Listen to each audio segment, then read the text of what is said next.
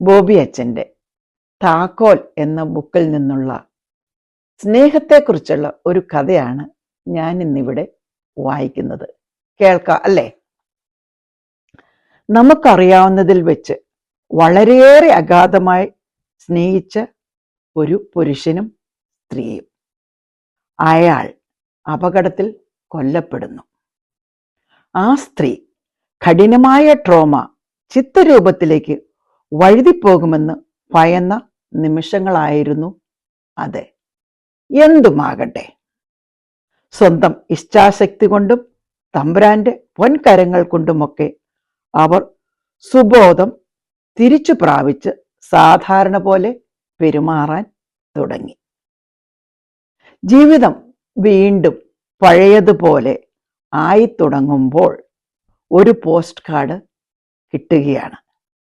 നിങ്ങളുടെ ഭർത്താവിന് നിങ്ങളറിയാത്ത വേറൊരു അടുപ്പം കൂടി ഉണ്ടായിരുന്നു. ഉണ്ടോ ഇല്ലയോ എന്ന് ചോദിക്കുമ്പോൾ അതിനുത്തരം പറയേണ്ട ആൾ ജീവിച്ചിരിപ്പില്ല. വേണമെങ്കിൽ നാലായി കീറി കാറ്റിൽ പറത്താമായിരുന്നു. പക്ഷേ അത് ചെയ്തില്ല. ആ പോസ്റ്റ് കാർഡിന് മീതെ അടയിരുന്നു. ഒടുവിൽ ഹിസ്റ്റീരിയക് ആയി. അയാളെ അടക്കിയിരിക്കുന്ന പള്ളി സെമിത്തേരിയുണ്ട്. അതിൻ്റെ വശങ്ങളിലായി ഒരു തടിക്കുരിശ് നാട്ടിയിട്ടുണ്ട്. അതിനെ അടർത്തി അയാൾക്ക് മീതെ പാകിയിരുന്ന ആ കരിങ്കൽ പാളികൾക്ക് മീതെ ആ തടിക്കുരിശ് അടിച്ച് ചിതറിച്ചുകൊണ്ട് ആ സ്ത്രീ വാവിട്ട് കരയുകയാണ്.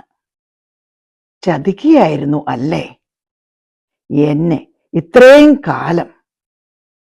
കഴിഞ്ഞ 20 വർഷക്കാലം മരിച്ചവർക്ക് പോലും മാപ്പ് കൊടുക്കാത്ത നമ്മുടെ ഇത്തരം അനുഭവങ്ങളെ സ്നേഹങ്ങളെന്ന് വിളിക്കാമോ?